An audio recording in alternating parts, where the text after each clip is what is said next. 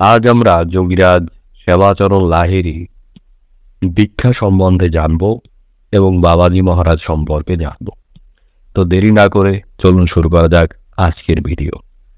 প্রায় 23 বছর বয়সে লাহিড়ী মহাশয় সরকারি পূর্ত বিভাগে ক্লার্কের চাকরিতে গাজীপুরে নিযুক্ত হন। ওই বিভাগের প্রধান কাজ ছিল সৈন্যদের রসদ পাঠানো, তাদের জন্য রাস্তাঘাট নির্মাণ করা ইত্যাদি। যোগীরাজ শ্যামাচরণ লাহিড়ী মহাশয় সর্বদা সাধারণ বাঙালিয়ানা পোশাক পরতেন, যেমন ধুতি, পাঞ্জাবি, পায়ে কাপড়ের জুতো। অবশ্য বাড়িতে খড়ম ব্যবহার করতেন। অফিসের এই বাবুটিকে যোগীরাজ হিসাবে চিনতে পরিচিত জনের অনেক সময় লেগেছিল। তিনি ছিলেন অত্যন্ত সাদামাটা গোছের বাঙালি বাবু, নিরামিষাশী, উচ্চতায় 5 ফুট 4 ইঞ্চি। তিনি সদালাপী ছিলেন, মুখে সর্বদা স্মিত হাসি বজায় থাকত। অবসর সময়ে পরিচিত জনের সঙ্গে গল্প ইত্যাদি করে সময় কাটাতে ভালোবাসতেন। তার মধ্যে কোনো বাহ্যিক আড়ম্বর কোনো কালেই কেউ দেখেনি। উত্তর ভারতে বিভিন্ন স্থানে কর্মসূত্রে তাকে যেতে হয়েছিল। কোনো এক সময় তিনি দানাপুরে বদলি হয়ে যান। পরবর্তীকালে 1868 সালের 23শে নভেম্বর উচ্চতর কর্তৃপক্ষের নিকট থেকে রানীক্ষেতে বদলির আদেশনামা প্রাপ্ত হন।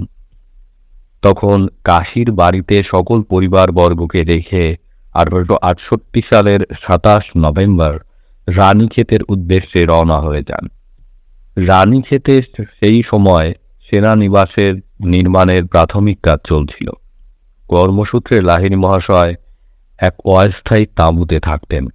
দিনের কাজ শেষ হলে তিনি যে সময়টা পেতেন, তার অফিসের পিয়ন আর পাহাড়ি কুলিদের সঙ্গে গল্পগুজব করে সময় কাটাতেন। যদিও তার হিমালয়ের বিভিন্ন গুহায় সাধনরত প্রকৃত সাধুরা কিভাবে জীবনযাপন করেন সে প্রসঙ্গে জানার বিশেষ আগ্রহ ছিল। হাজার হাজার বছর পূর্বে ত্রিকালজ্ঞ মুনি ঋষিরা যে সাধনার পথ দেখিয়েছেন, কালের গতিতে সবটাই লুপ্তপ্রায়। হিমালয়ের ওই ভয়ঙ্কর শীতের আবহে কিভাবে মুনি ঋষিরা নিশ্চিন্তে সাধনার ক্রিয়া নির্লিপ্তভাবে ব্রতী আছেন ইত্যাদি বিষয়ে জানার বিশেষ আগ্রহ ছিল। প্রসঙ্গত বলে রাখা যেতে পারে যে এখানে প্রকৃত যোগীরা একটি বিশেষ প্রক্রিয়ায় পারদর্শী। কারণ হল তারা শারীরিক মেটাবলিজম রেটকে কমিয়ে 64% নিচে নিয়ে যেতে সক্ষম হতেন। সাধারণভাবে শীতকালের শুষ্ক আবহাওয়ায় আমাদের শরীরের মেটাবলিজম রেট কমে যায়। আবার কোনো সাধুরা বিশেষ প্রক্রিয়ায় নিজেদের শরীরের তাপমাত্রা বৃদ্ধি ঘটাতে সক্ষম হন। এমনটাও দেখা গিয়েছে, অনেক সাধু গায়ে ভেজানো কম্বল জড়িয়ে 30 মিনিটের মধ্যে সেটিকে শুকিয়ে নিয়েছেন। যোগীরা এক বিশেষ ধরনের যোগের মাধ্যমে এমনটা করতে সক্ষম হন, যার সাহায্যে যোগীরা যে কোনো সময় নিজেদের শরীরের তাপমাত্রা প্রায় 17 ডিগ্রি বাড়াতে কমাতে সক্ষম হতেন। লাহিড়ী মহাশয়ের যোগ সাধনার বীজ জন্মকালীন নিহিত ছিল। সুতরাং যোগীদের জীবনযাপন সম্পর্কে কৌতূহল থাকাটাই স্বাভাবিক। শুধুমাত্র সময়ের অপেক্ষা ছিল, আর সেই সুযোগ হঠাৎ তার জীবনে এসেও গেল। লাহিড়ী মহাশয় স্থানীয় লোকেদের মুখে হিমালয়ের যোগরত সাধুদের সম্পর্কে নানা অলৌকিক কথা, জনশ্রুতি শুনেছিলেন। এই কথাও শুনেছিলেন অদূরের দ্রোণগিরির শিবকল্প তাপসদের মিলন ক্ষেত্র। বহু সাধুরা সেখানে দীর্ঘকাল ধরে তপস্যায় মগ্ন।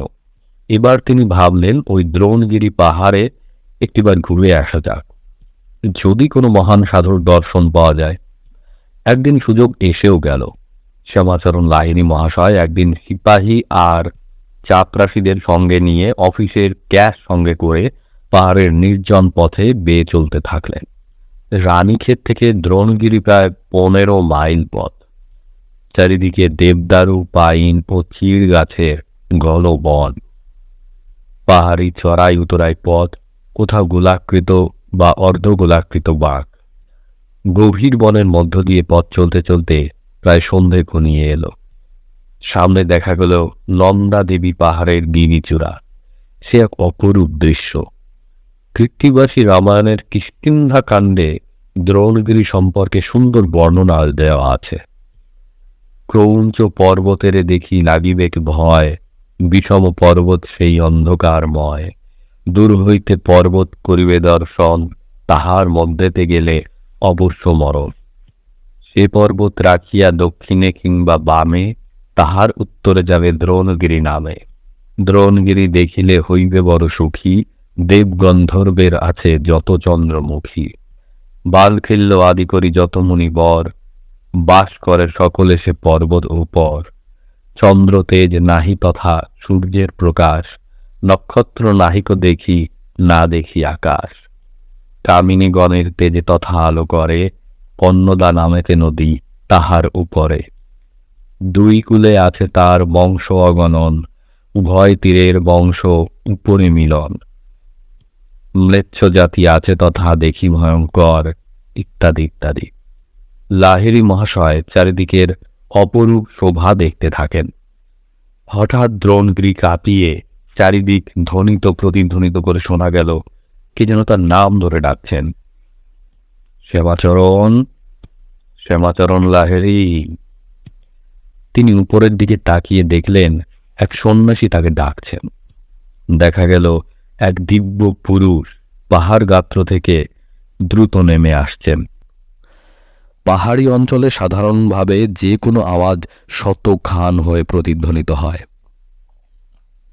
এই অপরিচিত তুষার রাজ্যে তার নাম ধরে ডাকার মতো কে আছেন? সরকারি কাজে দানাপুর থেকে প্রায় 500 মাইল দূরে রানীক্ষেতে তিনি এসেছেন। এখানে তার পরিচিত বলতে কেউ নেই।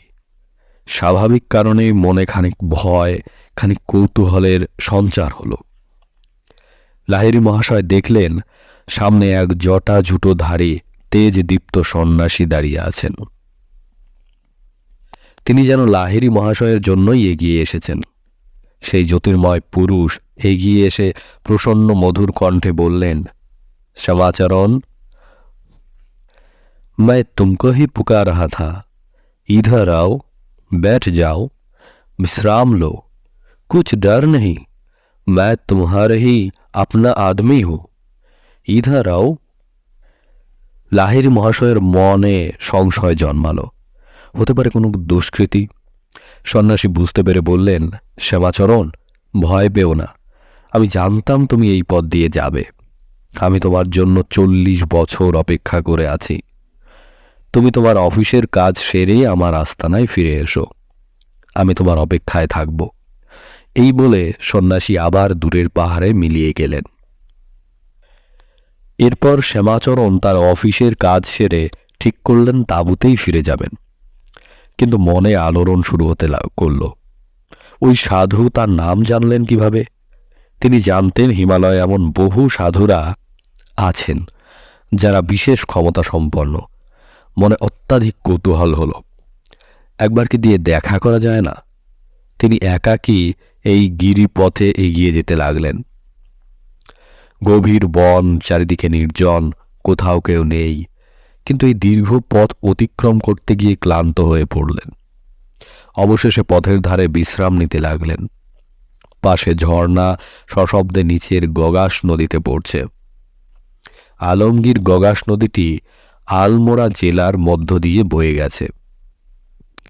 14টি পার্বত্য খরস্রোতা ধারা মিলে গগাস নদীর সৃষ্টি। এর উৎপত্তি স্থল নিকটবর্তী অঞ্চলে।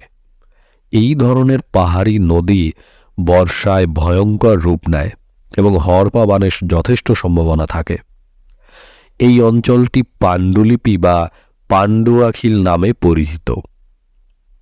স্থানীয়রা এই পাহাড়ি অঞ্চল ও বনভূমিকে অত্যন্ত পবিত্র বলে মনে করেন। বহু সাধক ও মহাপুরুষের ক্ষেত্র বলে এটি পরিচিত। জানা যায় মহামুনি গর্গ এখানে তপস্যা করেছিলেন এবং তার নাম অনুসারে নদীর নাম গগাস নামকরণ হয়েছে। এছাড়া পাণ্ডবগণ এই অঞ্চলে অজ্ঞাত বাস করেছিলেন। তিনি মনে ভাবলেন, অনেক অলৌকিক ঘটনাই তো ঘটে, এই জনমানব শূন্যতা স্থানে কেউ কি তার হাত ধরে ডাকবে? হতে পারে তিনি কোনো ভুল রাস্তায় এগিয়ে চলেছেন। সন্ধ্যা হয়ে এলো, রাত নামবে, রাস্তা চলার পক্ষে নিরাপদ নয়, বন্য প্রাণীরা বের হয়ে আসবে। তিনি এমত পরিস্থিতিতে কি করবেন? হঠাৎ শ্যামাচরণ আবার শুনতে পেলেন সেই সাধুর কণ্ঠস্বর। শ্যামাচরণ, ইধার আও। দেখলেন খানিক উচ্চতায় সেই সৌম্যদীপ্ত পুরুষ দাঁড়িয়ে। শ্যামাচরণ অতি উৎসাহে সাধুর নিকটে পৌঁছালেন। বলে রাখি, এমন ধরনের ঘটনা বিরল নয়। এমনটা ঘটেছিল স্বামী সত্যানন্দ গিরি মহারাজের জীবনেও। তিনি যখন পরিব্রাজক সন্ন্যাসী রূপে ভারতের বিভিন্ন স্থানে একসময় অরুণাচল পর্বতের পাদদেশে তামিলনাড়ুর পশ্চিম থিরুভান্নামাইল এ রমন মহর্ষি আশ্রমে গিয়ে উপস্থিত হলেন। সেই সময় ভেঙ্কট রমন আইয়ার বা রমন মহর্ষি মৌনব্রত অবলম্বন করেছিলেন। তিনি যখন সত্যানন্দ গিরিকে সম্মুখে দেখলেন, তার মৌনভাব ভঙ্গ করে বলে উঠলেন, এসো সত্যানন্দ, আমি জানি তুমি আমার কাছে আসবে। যে সকল ভক্তবৃন্দ রমন মহর্ষিকে ঘিরে বসেছিলেন তারা সকলেই হতবাক হয়ে গেলেন।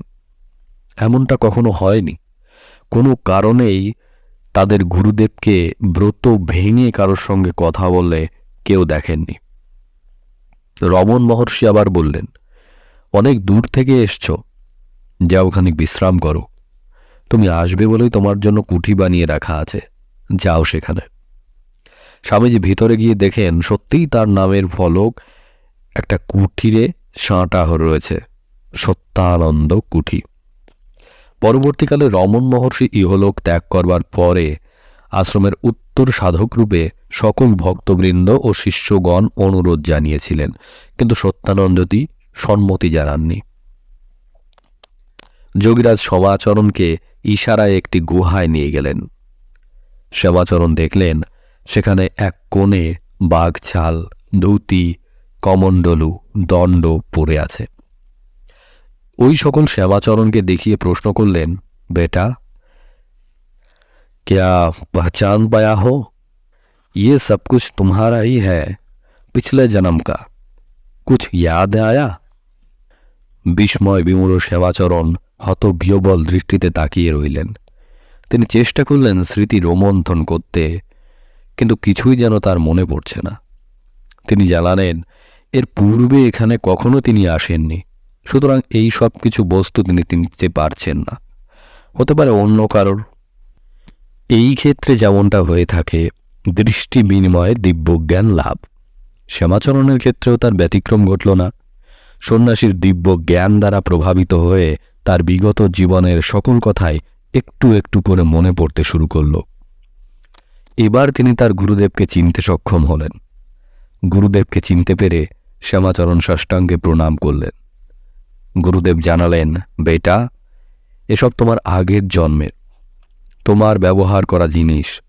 পূর্ব জন্মে তুমি আমার চেলা ছিলে, কিন্তু সাধনার উচ্চ মার্গে পৌঁছবার সময়কালে তোমার দেহাবসান ঘটে।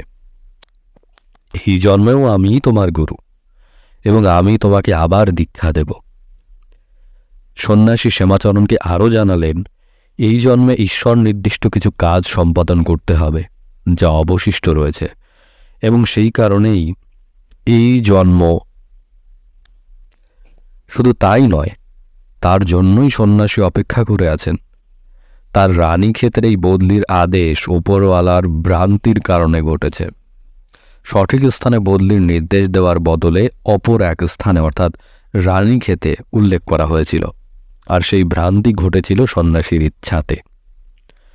সন্ন্যাসী অবশেষে জানালেন 7 দিন পর আবার নতুন বদলির আদেশনামা সম্বলিত একটি টেলিগ্রাম আসতে চলেছে, এবং শ্যামাচরণকে পুনরায় দানাপুরে ফিরে যেতে হবে। অবশ্য এই 7 দিনে সন্ন্যাসী তার প্রয়োজনীয় কাজটুকু সেরে নিতে সক্ষম হবেন। এর পরের ঘটনাক্রম অনেকটা এই রকম। লাহিড়ী মহাশয় পরবর্তীকালে রানীক্ষেতের তাঁবু উঠিয়ে দ্রোণগিরিতে সন্ন্যাসীর নিকট তাঁবু ফেললেন। সেখান থেকেই অবশিষ্ট দিনকটে চাকরির কাজকর্ম চালিয়েছিলেন। এর মধ্যে দীক্ষার দিন স্থির হল। দীক্ষার আগের দিন লাহিড়ী মহাশয় দেখলেন গুহা প্রান্তে একটি মাটির পাত্র অবস্থায় রয়েছে, ঢাকা অবস্থায় রয়েছে। সন্ন্যাসী বললেন, যাও, এর মধ্যে যা আছে তুমি সবটাই পান করো। লাহিড়ী মহাশয় পাত্রটি খুলে দেখলেন তৈল জাতীয় পদার্থে পূর্ণ। তিনি ভাবলেন হয়তো ভুলবশত এই পাত্রে কেউ তেল রেখে থাকবেন। শ্যামাচরণকে দ্বিধাগ্রস্ত দেখে সন্ন্যাসী বললেন, আরে বেটা, ক্যা দেখ রাহা হো, সব পি ডালো। আর কোনো দ্বিধা নেই, শ্যামাচরণ সবটুকু পান করলেন। এবার সন্ন্যাসী আদেশ করলেন সামনের গগাস নদী তীরে পড়ে থাকতে হবে। গুরুর আদেশ পালনের জন্য শ্যামাচরণ গগাস নদীর তীরে পৌঁছতেই অনবরত ভেদভূমি শুরু হলো। ভীষণ অসুস্থতার মধ্যে নদীর জোয়ার এলো। অতি কষ্টে নিজেকে টিকিয়ে রাখার চেষ্টা চালিয়ে যেতে লাগলেন, কিন্তু খরস্রোতা নদীর তীব্র প্লাবনে তিনি অনেক দূর ভেসে গেলেন। তবুও স্রোতের সঙ্গে অবিরত যুঝে লাহিড়ী মহাশয় মৃতপ্রায় হয়ে পড়ে থাকলেন। অবশেষে ক্লান্ত দেহে অতি কষ্টে টেনে নিয়ে পরের দিন সকালে তিনি বাবাজির সঙ্গে দেখা করতে গেলেন। বাবাজি পরম উৎসাহে বললেন, ইয়ে বহুত আচ্ছা হুয়া, अंदर का सब कुछ ময়লা নিকল গয়া। এরপর গুরুজি তার শিষ্যটিকে গরম গরম পুরি আর হালুয়া খাওয়ালেন। ভোজন শেষে বাবাজি বললেন, শ্যামাচরণ, আজকে সন্ধ্যাবেলায় পবিত্র লগ্ন আছে, এটাই শুভ লগ্ন, আজ তোমাকে দীক্ষা দেব। বাবাজি সম্পর্কে উপলব্ধ কিছু তথ্য আমি এখানে উল্লেখ করছি। মহাবতার বাবাজি নামটি বিশেষভাবে লাহিড়ী মহাশয়ের দেওয়া নাম। বাবাজি সম্পর্কে লাহিড়ী মহাশয়ের একনিষ্ঠ শিষ্য শ্রী যুক্তেশ্বর গিরি মহাশয়ের দ্য হোলি সায়েন্স বইটিতে কিছু পরিচিতি জানা যায়। এছাড়া বাবাজির শৈশব সম্পর্কে বিস্তারে কিছু জানা যায়নি। যতটা জানা গিয়েছে তার সূত্র হিসেবে বলা যেতে পারে মার্শাল গোবিন্দ রচিত 18 সিদ্ধ ক্রিয়াযোগ এই বইতে গোবিন্দ উল্লেখ করেছেন বাবাজি নাম্বুদিরি ব্রাহ্মণ পরিবারে জন্মগ্রহণ করেন। সেই সময় তার নাম রাখা হয়েছিল নাগরাজন। VT নীলকান্ত ও SAA রামাইয়ার মতে মহাবতার বাবাজি 203 CE তামিলনাড়ুর কুদ্দলোর জেলার ছোট্ট একটি গ্রাম পারঙ্গিপেটাইতে জন্ম। 203 CE সাল অর্থাৎ সাধারণ যুগটি গ্রেগরিয়ান ক্যালেন্ডারের জন্য ব্যবহৃত বছরের হিসাব, যাকে বিশ্বের সর্বাধিক ক্যালেন্ডার যুগ বলা হয়, অর্থাৎ প্রচলিত যুগের পূর্বের যুগ বা BCE অর্থে ডিওনিসিয়ান যুগ বা খ্রিস্টপূর্ব, এবং AD খ্রিস্টাব্দের বিকল্প সংকেত হিসেবে চিহ্নিত। গোবিন্দের বই অনুসারে মহাবতার বাবাজির পিতা গ্রামের এক মন্দিরের পূজারী ছিলেন। বাবাজির মা কোনো এক পারিবারিক ভোজের সময় একটি বিরল কাঁঠাল পেয়েছিলেন। তিনি সেটিকে আলাদা করে রাখেন। বাবাজির তখন মাত্র 4-5 বছর বয়স। বাবাজি দেখলেন মা কাছাকাছি নেই। তিনি সুযোগ বুঝে সমস্ত কাঁঠালটাই খেয়ে ফেললেন। মা জানতে পেরে তার রাগে তার মুখে কাপড় গুজে দেন, আর বাবাজির প্রাণ যায় অবস্থা। যদিও মায়ের প্রতি তার শ্রদ্ধা ছিল অবিচল, বাবাজি পরবর্তীকালে 15 বছর বয়সে একদল সন্ন্যাসীদের সাথে গৃহত্যাগ করেন। বিভিন্ন অঞ্চলে ঘুরে বেড়ান এবং ধর্মশাস্ত্র সম্পর্কে বিশদ জ্ঞান লাভ করেন। তিনি পায়ে হেঁটে শ্রীলঙ্কার কাতারগামায় যাত্রা করেছিলেন। সেখানে বাবাজির সঙ্গে ভোগার্থনার সঙ্গে পরিচিত ঘটেন এবং তার শিষ্যত্ব গঠন করেন। ভোগর্ণথারের কাছ থেকে শিষ্যত্ব গ্রহণের পর বাবাজি সেখানে দীর্ঘকাল সাধনায় মগ্ন ছিলেন। ভোগর্ণথার তাকে উচ্চমার্গের ক্রিয়া কুণ্ডলিনী প্রাণায়াম দীক্ষা প্রদান করেন। বিশেষভাবে উল্লেখ করা যেতে পারে বাবাজি তার গুরু ভোগর্ণথার নিকটে বসি যোগম বিদ্যার গোপন রহস্য জেনেছিলেন। বাবাজিকে অপর এক গুরু অগস্ত্য এই বসি যোগম শিক্ষার বিস্তর সাহায্য করেন। বসি যোগম সম্পর্কে বলতে গেলে বলা উচিত খুবই অল্প সংখ্যক গুরুর এই বিদ্যা আয়ত্তে ছিল বা আছে। এখানে বসি অর্থাৎ শিব, এটি প্রাণায়ামের অন্তর্গত এক প্রক্রিয়া। মহাদেব কোনো এক সময়ে পার্বতীকে এবং নন্দীমুনিকে এই প্রক্রিয়া শিখিয়েছিলেন বলে কথিত আছে। যোগ সম্পর্কে শিব সংহিতায় বলা আছে, মানব দেহে সর্বসাকুল্যে 3.5 কোটি ছোট বড় নারী বিদ্যমান। তাদের মধ্যে 14টি বিশেষ গুরুত্বপূর্ণ নারী রয়েছে। এদের মধ্যে আবার 3টি অত্যন্ত গুরুত্বপূর্ণ, যথাক্রমে ইড়া, পিঙ্গলা এবং সুষুম্না। ইড়া মেরুদণ্ডের বাম দিকে অবস্থিত, পিঙ্গলা মেরুদণ্ডের ডান দিকে অবস্থিত এবং সুষুম্না মধ্যবর্তী স্থানে অবস্থিত। এই 3টির মধ্যে সুষুম্না নারী অত্যন্ত গুরুত্বপূর্ণ এবং জটিল। ইড়া ও পিঙ্গলা আমাদের শ্বাস প্রশ্বাসের সঙ্গে সচল থাকে, কিন্তু সুষুম্না নারীটি নীরব থাকে। সাধনার স্তরে উন্নীত হতে গেলে সবার আগে প্রয়োজন সুষুম্নাকে জাগ্রত করা। অনেক প্রচেষ্টায় এই নারী জাগ্রত হয় এবং সাধনার উচ্চতর মার্গে প্রকৃত সমাধিকল্পে আত্মসিদ্ধি লাভ করতে সাহায্য করে। বসি যোগম বিশেষ করে সুষুম্না নারীটিকে জাগ্রত করার প্রক্রিয়া। মেরুদণ্ডের নিম্নাংশের সামান্য নিচে কুলকুণ্ডলিনী বা মূলাধারের অবস্থান এবং দেহের শক্তির কেন্দ্র এই মূলাধারটি। সাধারণভাবে মানুষের এই সুষুম্না নারীর কোনো কার্যকারিতা নেই এবং এর নিম্নাংশ বদ্ধ থাকে। যোগীরা যোগ সাধনার ক্ষেত্রে নিম্নাংশ শক্তি ঊর্ধ্বমুখী চালনা করে থাকেন। মূলাধার থেকে মস্তিষ্ক পর্যন্ত 7টি চক্র রয়েছে। মূলাধার চক্র, স্বাধিষ্ঠান চক্র, মণিপুর চক্র, অনাহত চক্র, বিশুদ্ধ চক্র, আজ্ঞা চক্র এবং সহস্রদল চক্র। নিম্নভূমির মূলাধার চক্র থেকে মস্তিষ্ক সহস্রদলে পৌঁছলে পাশবিক শক্তি ওজো শক্তিতে পরিণত হয়। এই ওজো শক্তি মানুষের আধ্যাত্মিক শক্তির পরিচায়ক। মানুষের জ্যোতির্ময় দেহের কারণও এই ওজো শক্তি। কুণ্ডলিনী জাগ্রত করাই দিব্য জ্ঞান লাভ বলা হয়ে থাকে। সুতরাং এই কুণ্ডলিনী সর্প সুষুম্না পথে স্তরে স্তরে চক্র ভেদ করে মস্তিষ্কের সহস্রারে উপনীত হয়। বলে রাখা আবশ্যক, মনুষ্য দেহের প্রধান শক্তিটি হল যৌন শক্তি। সুতরাং এই শক্তি যতক্ষণ না ওজো শক্তিতে রূপায়িত হচ্ছে, সেই পর্যন্ত নারী বা পুরুষ কেউই আধ্যাত্মিক সীমায় পৌঁছতে সক্ষম হবেন না। নিজের কোনো বিশেষ শক্তির সৃষ্টি করতে পারে না, কেবলমাত্র অন্তরের চালিকা শক্তিকে সুনির্দিষ্ট পথে চালিত করতে হয়। এটাই রাজযোগের মূল উদ্দেশ্য। প্রকৃত গুরু বিনা এ পথকে চেনা দুষ্কর। বাবাজি এরপরে বদ্রীনাথ ধামে যাত্রা করেন।